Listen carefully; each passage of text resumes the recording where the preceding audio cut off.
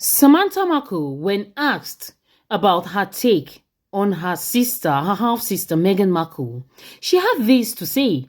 She said, her sister Meghan Markle, when she stepped foot into Windsor Castle, Buckingham Palace and the royal family, she immediately dropped her own family like hot potato. Meghan Markle faked everything to garner admiration from the royal family members and from the Queen. Whereas she would have told them that she comes from a middle-class, hard-working family. She rejected her own family. So Samantha Markle is simply saying that the problem is not about Meghan hating them. It's just the fact that Meghan has now become a member of a superior royal family, opulence, class, royalty, and she doesn't want to go back to her middle class family, her poor, let's just call it poor family. She doesn't want to identify with them, which is so wrong on all levels. Like, you can't reject your own family. You can't do that. You didn't fall from the sky. You've got a family. So that's Samantha Markle's point. She also claims that if not for her dad's hard work and love, Meghan would be a waitress today.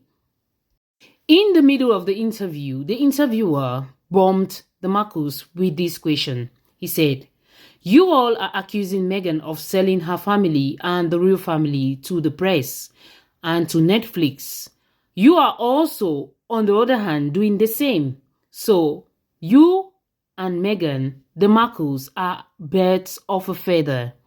And they didn't deliberate so much on this topic. And when Thomas Markle was asked about the letter which Meghan claims she wrote to her dad, and her dad took the letter to the press, her dad said he regrets taking the letter to the press, but the letter was horrible, cold, and very insulting.